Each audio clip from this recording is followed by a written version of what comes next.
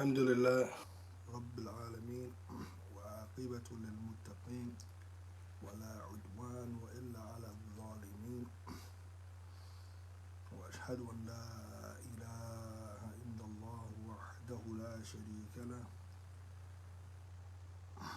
وأشهد أن محمدا عبده ورسوله وصلى الله عليه وعلى آله وأصحابه أجمعين أما بعد.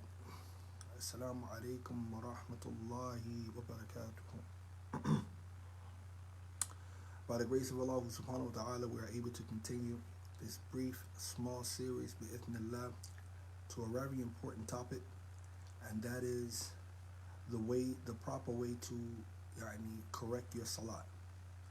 And the proper way to correct your salat, as we have learned in the first video, this is based off the works of Muhammad ibn Shaykh Uthaymeen, a Salah that was penned by him, a treatise dealing with the issue of Sujood Sahwi, which is known as the Prostration of Forgetfulness. And if you recall, alhamdulillah, we mentioned that the Prostration of Forgetfulness is a mercy from Allah subhanahu wa ta'ala to his servants for those of us who have made a mistake within the prayer and what to actually do. We also explained that the prostration of forgiveness is two prostrations and one taslim. Two prostrations and one taslim. And we explained that the causes for the prostration of forgiveness are three, or thalatha. So if you were one who was writing down or one who was actually trying to take notes, then this is how your notebook should similarly look, inshallah. Is that one, you should recognize that what we're talking about, prostration of forgiveness, which is known as Sujood Sahwi, all right, and that is two prostration and taslim, and the causes for it are three. And then you should be aware that, alhamdulillah, the first one of the three causes is az-ziyada, which is to add something to the prayer, all right, and we talked about those things which if you add something to the prayer deliberately, which should already be understood, then your prayer is null and void. As long as you do not do it intentionally, you have to do it out of forgiveness. If you do it out of forgiveness, then, alhamdulillah, you can apply the prostration of forgiveness, inshallah ta'ala, and everything as well. Tayyib. Now, any time that you add, as we explained, you add something to the prayer, then know that, as Shaykh Uthaymeen mentioned, that the ahadith shows that it would determine when you will make the prostration of forgiveness. All right? So anytime you add something to the prayer, the prostration of forgiveness will be made when? After you exit the prayer, not before. Anytime you add something to the prayer, I'm going to repeat that, then the prostration of forgiveness is to be made after you exit the prayer, which is known as taslim, not before. Okay? Now we're getting ready to go into the second cause, or the second reason for performing the prostration. Shaykh Uthaymeen mentioned is a naqs, subtraction or omission. Now, to be clear, naqs can happen in two things. It can either happen in being omitting a pillar, okay, or omitting something which is a wajibat.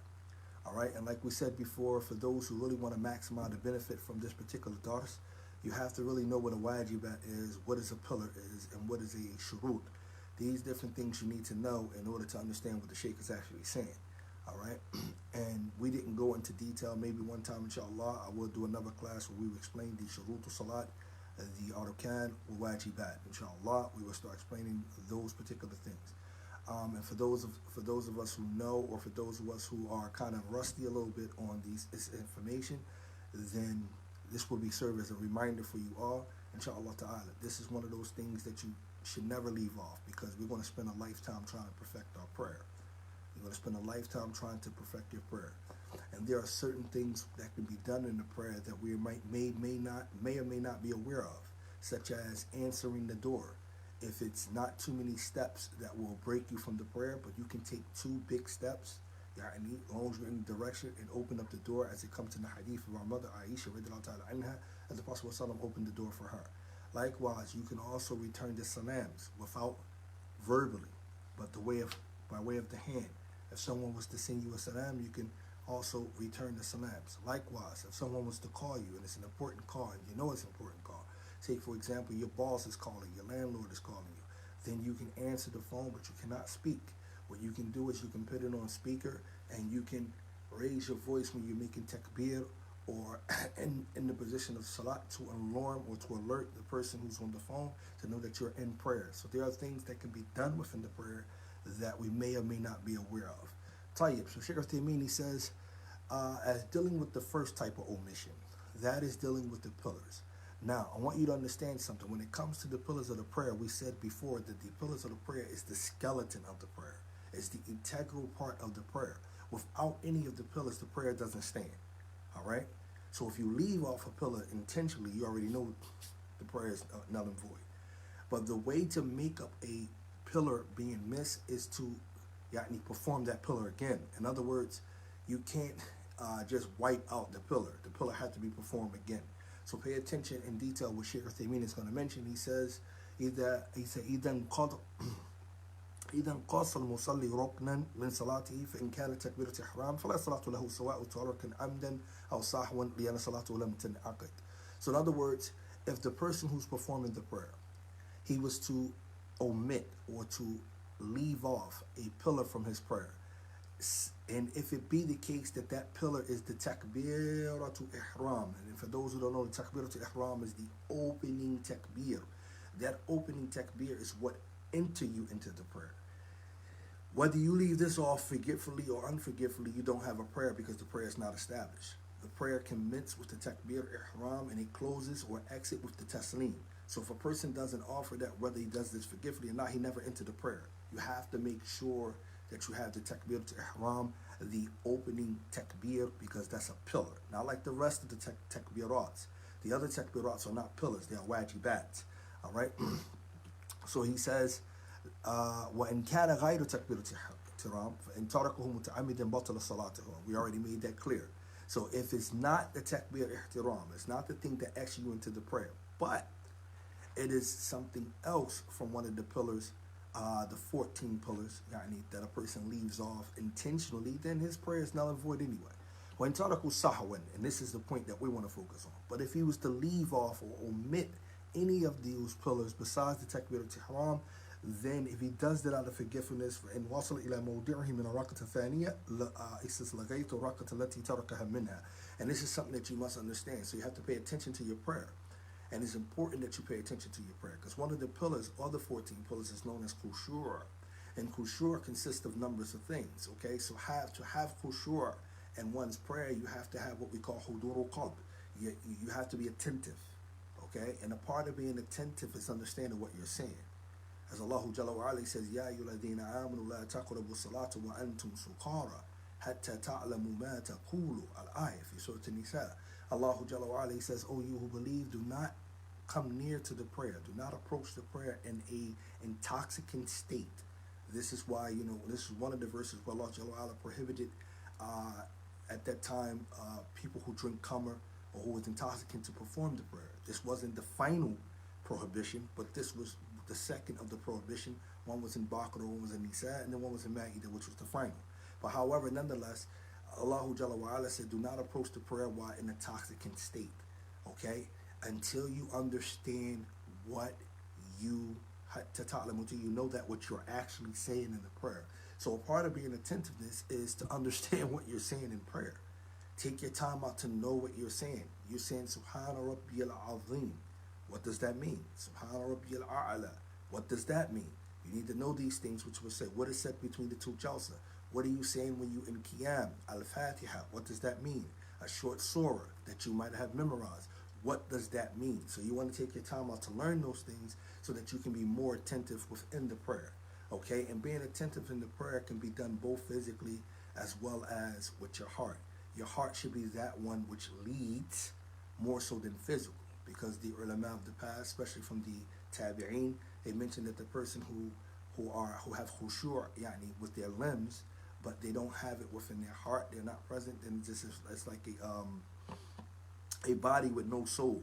So in other words, it's just frivolous. It's frivolous movement. So you don't want to be humble, outwardly in your physical appearance, but you want to be actually humble within your heart, so you can know what you're saying.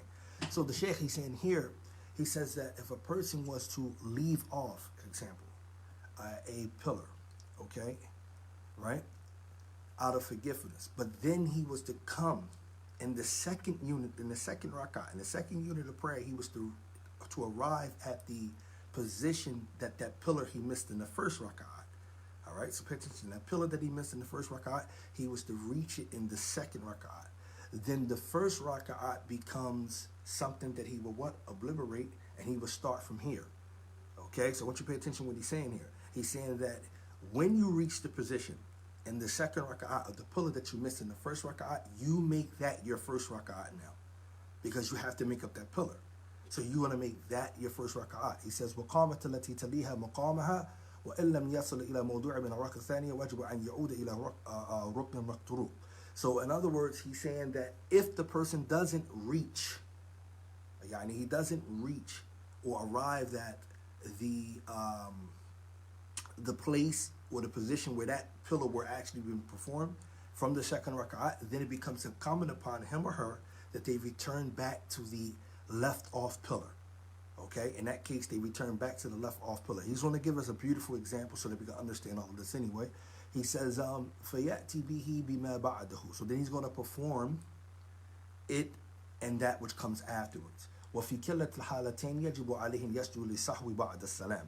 And he says in both of the positions and both of the incidents that he just described to us, it's still incumbent that the Sujood Sahwi, the prostration of forgiveness, is to be done after the salam. So far we got three scenarios, rather, where the prostration of forgiveness is to be performed after you exit the prayer. Okay, I hope you understand this.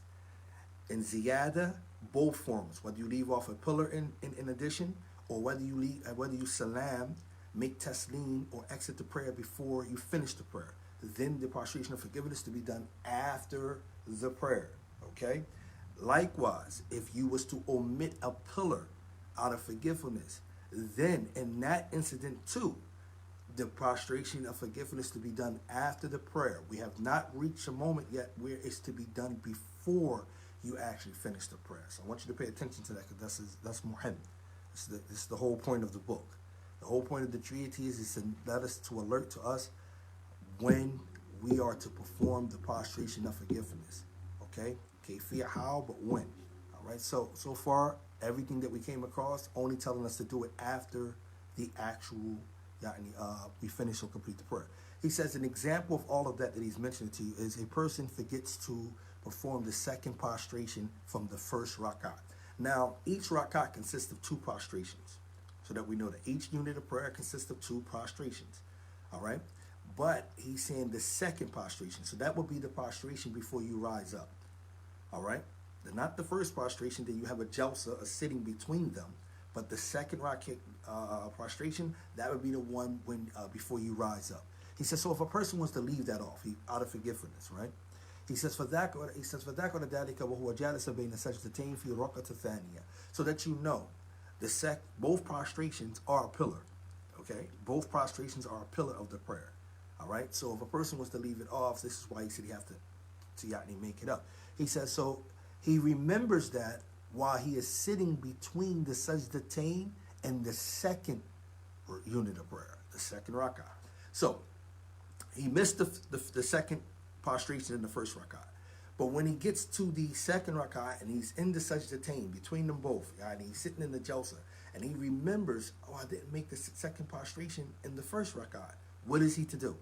What is she to do? So Shaykh Uthaymeen says, okay, if that's the case, he remembers then, فَتَلَقَّ رَكَةُ الْأُولَى وَتَقُومَ ثَانِيَ مَقَامَهَا. So what he's going to do is he's going to make up that second rakat that he's missed and the second rakat, and now the second rakat will take the place of the first rakat. So everything that he done before then is not important. He's going to start the count from that second. So I hope that's not confusing. He's going to make the second become his first, right? Because he got to make up that pillar. Okay, so I hope you understand. A pillar being left off must be replaced with a pillar. All right, when you leave off a pillar of prayer, it must be replaced with a pillar. So he's going to do that. Then the Shaykh, he says, فَيَعْتِبِرْهَا رَكَةُ الْأُولَى وَيُكَمِّلَ عَلَيْهِ صَلَاةُ وَيُسَلَّمَ ثَمَّ. He says, so then that rak'ah the second rakat, that he remembers that he missed the first pillar, which was the second sajda in the first rakat, becomes the first now. Now it's considered to be his first rakat. Then he would complete his prayer like that. Then he is to exit the prayer, then to perform this sajda, the Sujood Sahwi, after he finished the prayer. Okay? So that was an example of what we went over before. All right? Inshallah ta'ala, just bear patient with me. I'm going to post the links up to both the English and both the Arabic texts for those who wants to read Arabic as well. And I'm going to post the link up to the actual treatise in English as well for this particular book. And I was going to do something. Inshallah ta'ala, Allah give me the ability to do it. I'm going to summarize this for you guys. Okay, both of the books are excellent. It's mumtaz. Nobody's saying that it's not. But I'm going to summarize the notes. Yani how to place the notes so that it can actually lay out easy for you without all of the extra stuff in there, so you can know exactly when to make it and when not to make it. Understand the proofs and evidence for each one.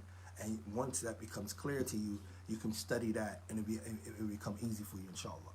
So type, he says, another example he gives us is a person who forgets the second sajda and the sitting before it from the first rak'ah. All right, remember all of that is still what? A pillar. Okay, meaning he forget the second sajda, like the first example, but now he forget the jalsa, the sitting before it, in the first rak'ah. فَتَكُرَ بعد أن قام من الركوع في الركعة الثانية فإنه يعود ويجلس ويسجد ثم يكمل صلاته وسلم ثم يسجد لسهوه ويسلم. All right, so he says in this case, if he remembers that after he was to stand up from the ruku' in the second rak'ah, then he is to return, sit, prostrate, then complete his prayer, then finish his prayer, then perform the prostration of forgetfulness. So in both of these scenarios, in these examples, the prostration of forgetfulness is to be done after the one completes the prayer. All right, we have not come across yet when you do it before, but hopefully in this next part we will, inshallah. So the Shaykh, he mentioned that omission can happen in how many cases? 2. And what are those 2? 1 in the pillar. So we covered the pillars. And to make up a pillar is only that you have to replace that pillar. That's how the pillar is made up. All right? And you count your prayer from there. This all based off the fact if you remember. All right? So you have to make, this is all making sense because this is done out of forgetfulness. So only if you remember, this is how you are to carry on. So now, what happened when you make an omission within the wajibat? Those things which are the obligatory elements of the actual prayer. Now, in this case, if you leave it off intentionally, then you already know the prayer is actually what? It is null and void. But if you do it out of forgetfulness, which we're worrying about, وَذَاكُرَ قَبْلَ أَنْ يُفَارِقَ مُحَلِّهِ مِنَ الصَّلَاةِ أَتَى بِهِ وَلَا شَيْءٍ عَلَيْهِ. So now the Shaykh said, if, for example, the person's praying was to leave off, out of forgetfulness, but he remembers before he actually separate from that place, from his place where he was at to make that perform that wajibat.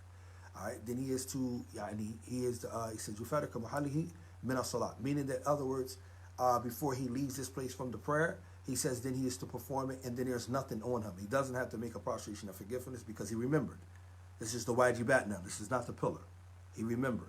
He says, وَإِنْ ذَكَرَ بَعْدَ مُفَارَقَةِ مَحَلِّهِ, right?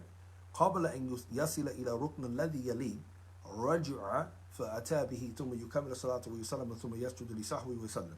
Now, but if he remembers it after he actually leaves from the position where that wajibat was actually done, before he reached the second or reached the next position of the actual prayer, which comes after it, then he is to return back to it, perform it, then complete his prayer, then exit, make the taslim, and then he's to perform the prostration of forgetfulness afterwards. So far, all the scenarios that Shaykh Uthaymeen given us is everything with the Sujood Sahwi comes after. All right? They're different scenarios, so pay attention to that. But they all to be done afterwards, after you finish the prayer. But he says, however, وَإِنْ ذَكَرُوا بَعْدَ وُصُولِهِ إِلَى رُكْنَ الَّذِي يَلِيهِ سَقَطْ فَلَا يَرْجُعْ إِلَيْهِ يَسْتَمِرُ فِي صَلَاتِهِ وَيَسْجُدُ لِسَهْوِهِ قَبْلَ أَنْ يَسْلِمْ. So now we have a case. When it comes to the wajibat, and you leave them off, but you don't remember that you left it off until after you arrive at the position which comes next, that means you missed the opportunity of going back to actually correct that wajibat. So in that case, it is dropped. So you do not return back to it. You continue your prayer as you will. But what you're going to do is you're going to perform the prostration of forgiveness before you finish the prayer. You understand? This is in the case where you cannot remember the position of the wajibat and of the obligatory part that you have done. He's going to give us examples for this anyway. But the position that you have done, so then you can't go back and correct it. So you perform the prayer regular, but you're going to do it before you exit the prayer now. All the other examples he gave us is afterwards, but this is the case where you're going to do it before. And this also shows, again, as I said before, one of the arguments that Shaykh Uthaymeen argues throughout this treatise.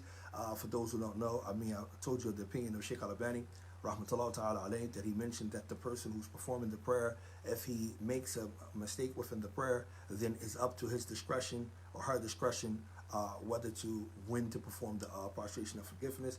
And it seems as the argument of Shaykh Uthaymeen to be more stronger because you have evidence supporting that it is done at certain times.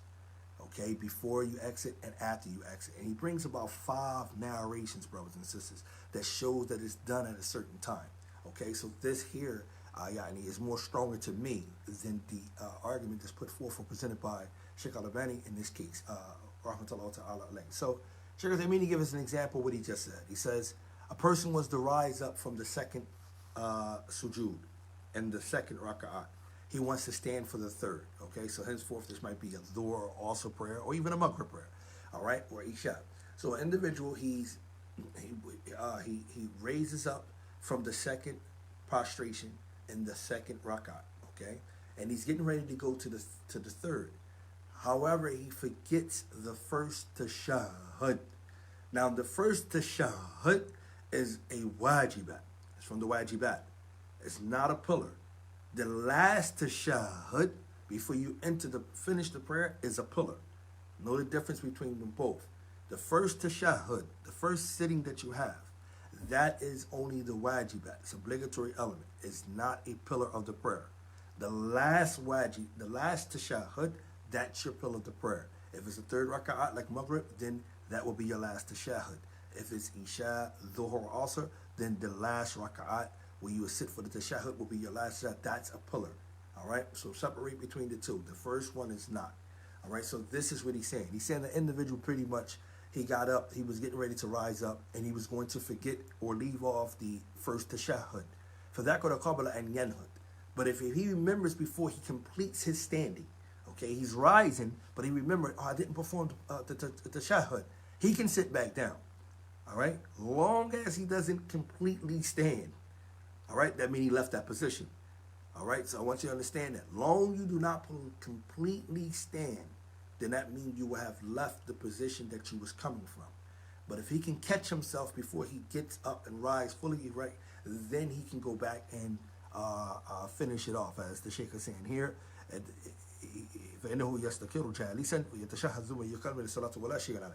If he catches it, then he don't have to perform prostration of forgiveness at all. Because, as the Shaykh said, there's nothing on him. He caught it. All right? But if he remember after he rise, okay, after he have already risen, and he stood up, and this is before he completes his standing, all right, he can return, sit with tashahhud, thumma yukamilu salatu wa yusallam, thumma yasjudu sahwi. Then he can actually sit, all right, completes it, then he will complete his prayer, then he will perform the exit the prayer, then he will do the prostration of forgiveness, and then. So in this case, why do you think he had to do prostration of forgiveness? Because he actually did miss the actual wajibat. He didn't remember, so he did make a mistake. And because he made a mistake, then it's prescribed for him. In the first case, the Shaykh said nothing was on him to do. He didn't have to do the prostration because he caught the mistake. Do you understand? Prostration of forgiveness is to help us correct the errors that we make in the prayer. So if we made a mistake and we weren't able to reconcile that mistake or that error, then the way that Allah Jalla have granted us relief and mercy is by performing the prostration of forgiveness. So in the first case where the person caught the first tashahhud before he had risen, then it was nothing on him. He didn't have to do it because he didn't make an error. All right, but in the second case he did, because he only remembered a while after and he didn't already stood up. Do you understand? So in that case, that person will still have to perform. But in this case, in this scenario, the Shaykh said he is to perform the prostration of forgiveness, after the tasneem and not before. He says if he was to remember, we said this, He says, وإن ذكر أن تستتم قائما سقط عنه تشهد فلا يرجع إليه فيكمل الصلاة ويسجد لسهل قبل أن السلام. So he mentions that, okay, in this case, if he would remember after he finishes or completes the standing, the qiyam, then he have missed the first tashahhud. He has made that error. He cannot go back and correct it. He can't fix it. So in this case, he had to complete his prayer, but he got to perform the prostration of forgiveness before he salamed out. So I'll make sure everyone is with me. There are only two incidents where Shaykh Uthaymeen mentioned that the prostration of forgiveness is to be done before you complete the prayer. All right? That's two so far that he only gave us. This incident where individual miss a wajibat and can't correct that wajibat, such as omit it, then he have to what? He have to make it before. All right? And then the other incident that the Shaykh mentioned is that when a person, we mentioned this, when a person doesn't remember until after he arrived at the next position. So in other words, he missed it anyway, and then he can't return back to it. So then he is to perform the prostration before. Now, both of these scenarios are within the second causes for the actual prostration of forgiveness, which is omission. So ziyada and all the scenarios that we mentioned about adding is done after you finish the prayer. But we have scenarios where in omission, it is done before you finish the prayer. Not all, but two of them he mentioned. The Shaykh, he says, the proof for all of that he said, after mentioning that, he brings us the dalil, ما رواه البخاري وغيره عن عبد الله ibn Buhayna. Okay, that which has been collected by Imam Bukhari in his Sahih, and other than him, from the authority of Abdullah ibn Buhayna, رضي الله تعالى عنه, أن النبي صلى الله عليه وسلم صلى بهم الظهر فقام في ركعتين أوليين ولم يجلس يعني للتشهد الأول فقام الناس معه حتى إذا قضى الصلاة وانتظر الناس تسليمه كبر وهو جالس فسجد سجدتين قبل أن يسلم ثم سلم. So he says here that in this beautiful hadith that the Prophet ﷺ was leading them in Dhuhr one day, okay, for prayer. Then he stood up from the first two raka'ats in Dhuhr. That means he did not sit for the first tashahhud, which was a wajibat. All right? فَقَامَ النَّاسُ مَعَهُ. So the people stood with him. حَتَّى إِذَا قَضَى الصَّلَاةِ. Until he what? He got to the point of getting ready to what? Finish the prayer. So the people wait for him to actually exit the prayer. But وَهُوَ جَالِسٌ. So he sat فَسَجَدَ سَجْدَتَيْن قَبْلَ أَن يُسَلَّمَ ثُمَّ سَلَّمَ. The Prophet ﷺ made a takbir, Allahu Akbar, and then he performed two prostration of forgiveness. Then he made the taslim. So here it is done before he finished the actual prayer. Tayyib, so I hope we understood. Then he performed it, meaning either qada salat, meaning he finished the prayer. In other words, once he stood up, he finished the prayer. In other words, he made those other two rak'ats. Not that he left off at two rak'ats. He finished the actual prayer. And when he finishes, the people waited for him to actually make to taslim, to actually the prayer, but he didn't. He kabara, he made takbir. All right. So one of the things of kayfiyah, how the prostration of forgiveness is done when you do it, especially as an imam now. All right. Or even as a munfarid, because it doesn't separate between the two. When you do it, munfarid is the one who prays by himself, or or the imam, and the ma'mumin are those who are praying or being left behind. But when you do it, in this case, he said Allahu Akbar, and then he went down for the prostration, came back up, went down for the prostration, and then he made the salutation, meaning the taslim, assalamu alaikum wa rahmatullah. So he did it before. In this incident, he did it before. Okay, he did not do it afterwards. So this is a clear text, all right, that's authentic, showing us when you leave off a wajibat, the Sujood Sahwi is to be done before and not after. Okay, so I hope you understand how to understand the evidence here. All right, so that will pretty much conclude our daughters for today, because I like to separate them, because Shaq is going to be a little bit long. You have to understand what doubt is and how he's going to give us different scenarios to really understand doubt and how to really get into this. But this is extremely important, because how often do we make mistakes within our prayer? Let alone the mistakes that we made in regards to the wudu. The mistakes that we make in regards to the actual prayer itself, whether it's in qiyam, whether it is in ruku'. We often make mistakes when we pray, and a lot of times our mind be running 1,000 miles an hour. We're just running.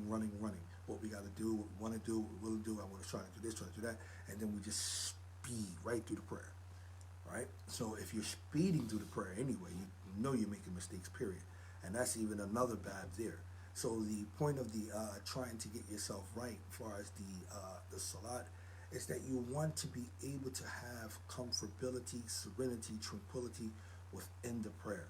So even if you didn't know a long surah, for example, you didn't know too many surahs that were long or lengthy, but you knew a short surah, if you have fahm, understanding of that short surah, and you take your time. This is why one of the sunnahs that Shaykh Al-Albani mentioned in Sifat al-Salat al-Nabi, he mentioned in the Prophet described prayer, he mentioned that one of the things that people leave off, and I noticed myself when I was an imam, I would actually fall into this blunt or this error as well.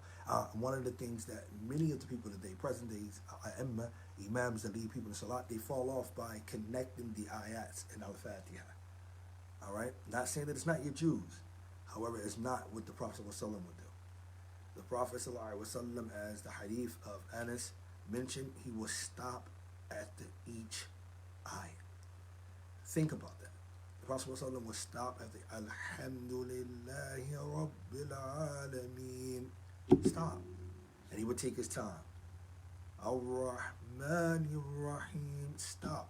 What do you think that's for?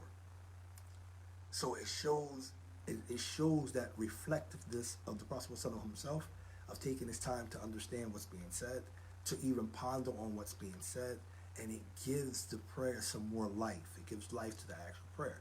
But sometimes we get into prayer, Alhamdulillahi Rabbil Alameen, Ar-Rahmanir Rahim, Maliki Yawmiddin, Iyyaka na'budu wa iyyaka nasta'in, Ihdina as-siratal mustaqim, and then we're not really taking our time to reflect on the verses themselves. So you're going to spend a time of trying to perfect your prayer. And many of us, it's not a big thing to us. It should. The Prophet ﷺ, in another authenticated hadith, he said that whoever can offer 2 units of prayer, thinking about nothing but Allah Jalla wa Ala, is guaranteed Jannah. Okay, let's make that clear. Is guaranteed Jannah. This is extremely difficult.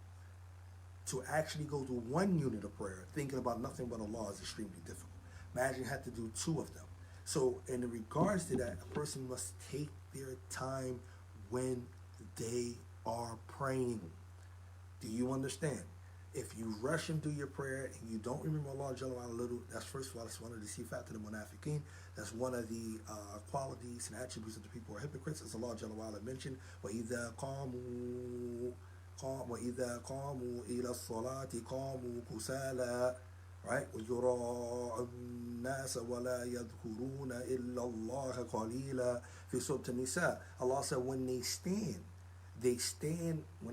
for the prayer, they stand out of laziness, and they stand to be seen amongst men, and they don't remember Allah except a little. So in those cases, we want to try to make the next prayer better than the first prayer. So if we made Fajr and we knew that was poorly, then we want to try to make Dhuhr way better than we made Fajr. And if we messed up in Dhuhr, we want to try to make Asr. You got 5 times to try to make that prayer exceptionally well. 5 times. You get 5 tries each day. You get 5 tries each day to try to make the prayer exceptionally well than you made the other prayer.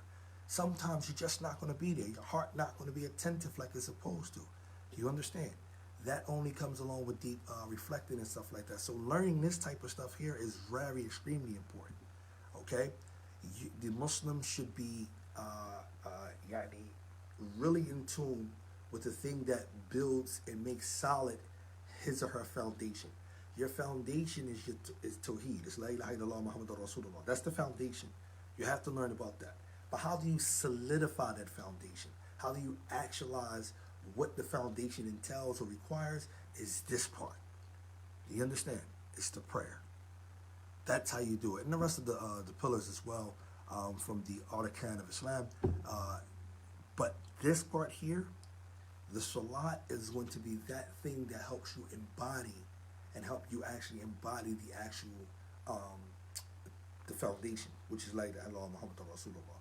So we ask Allah Jalla wa Ala to allow us to truly learn His deen and to understand how it's to be performed, so that we can become better in our prayer. Okay? Become better in our prayer. And inshallah ta'ala, alhamdulillah, like I just want to end this on this note.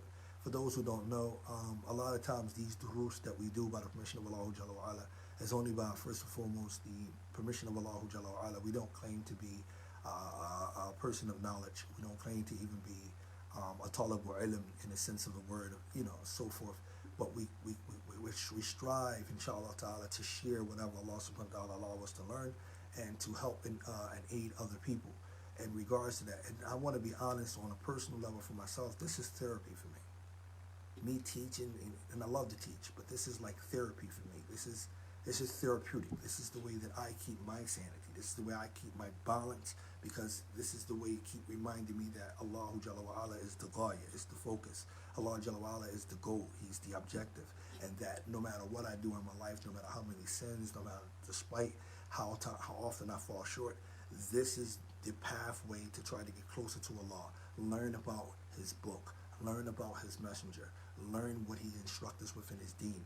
This is the thing that helps me. So by teaching and giving, it allows me to remind myself, first and foremost, as well as you guys, to serve as a therapy.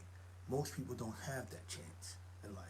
Most people are going through a lot of different stages, a lot of mental illnesses, and they don't have an anchor, and they don't know how to anchor. So they have to use certain things that comes along in that profession. They might have to use trial and error, different things, such as medication. Some medication may work, some medication may not. But it takes a trial and error to know which one will work with those symptoms, with this situation or that situation. So most people, they don't have that anchor. And if Allah grant you ability to be able to have His anchor, in other words, that His book is that which gives you life, and that it keeps you stable, and it gives you stability, and you're not all over the place, and you're not feeling frightened, and you're not feeling anxiety, and you're not feeling depressed, then that's a ni'mah from Allah. If Allah Jalla wa Ala have granted you the ability to have something from the Sunnah to serve as that anchor, that's ability from Allah. Doesn't mean that you point your finger at someone who doesn't have that. You try to understand them situation even more better, because they might be going through certain things that they can't find that stability. Do you understand? You have to understand that being stable is from Allah. Stability, man, is a blessing. To be stable, no matter what's going on around you. The world can be falling apart, but you still like that rooted tree. You're just not bending. You're not blowing this way. You're not. And if you look in the ayahs in Surah Ibrahim, this is what Allah says about the iman of the believers. The imans of the believers are what? It doesn't waver. It's like a thabit tree. It doesn't move from here and there. You always grounded. You don't have to move because these people are moving this way. You don't have to believe because they believe this way. You don't have to do because they're doing this way. You stay focused. If Allah said this is what's going to happen, you know it's going to happen. If Allah said this wasn't going to happen, it's not possible unless He decreed, you know it's not going to happen. Okay? If you know that the best guidance is that guidance of Muhammad sallallahu alaihi wasallam, then you know that anything that you come up with that is against or going against that which the Prophet sallallahu alaihi wasallam actually said, did, or actually seen being done, and it wasn't from his sunnah, then you know that it's incorrect. These are the things that you need to know. So this is therapy for me, brothers and sisters. Teaching on a daily basis, learning about Allah's deen. There is nothing more precious than that. This is why Shaykh Mukbil made that famous statement. And this is why you see his life was dedicated to what? As some of the students mentioned in his biography, that he would hide a piece of bread inside the actual wall. That he wouldn't even wear sometimes on their Eid when it's required to wear your best garments, because some of his students, they weren't wealthy enough to have certain things. So out of ithar for them, he wouldn't wear certain things. How you think they even reached these feats to have noble characteristics such as this? Is because they really had what we need to survive. And this is my last piece of advice. In order for you to be successful in this deen, you need the tawfiq of Allah. We know that. That's first and foremost. But along with the tawfiq of Allah, you need two main things. And you're never going to survive in this deen. I don't care what you want to do. The way you're going to survive is with two things that Allah keep drilling into us over and over when He tells us Prophet Muhammad sallallahu alaihi wasallam. That is what? Sincerity and intentions. You have to have a good intentions. Your intention have to be good. It has to be good about Allah. It has to be good about why you're studying the deen. It has to be good about why you're doing. Intentions is important. Do you understand? It's very important. And sincerity is extremely important. This is why you find many people, they begin to study Arabic and then they give off. They begin to study Hadith and then they give off. They begin to study Quran, then they give off. And they make famous statements. Yeah, I want to memorize the Quran before I leave this life. But they don't take a step towards it. All because it goes back to those two things.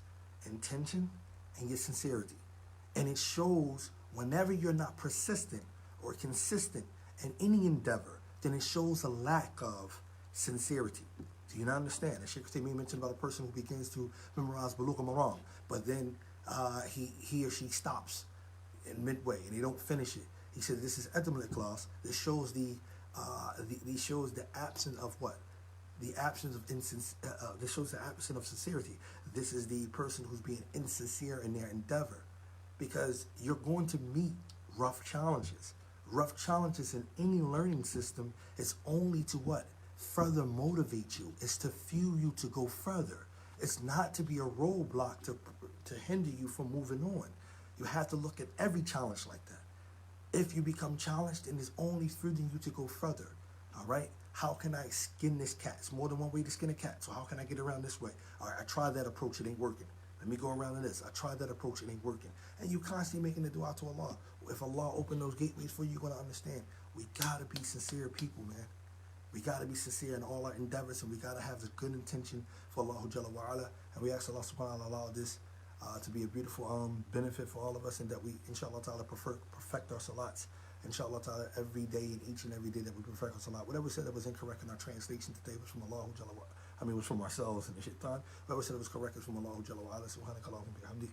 Ashhadu an la ilaha illa anta astaghfiruka wa atubu ilayk. Jazakallahu khairan for everyone tuning in. Assalamu alaikum wa rahmatullahi wa barakatuh.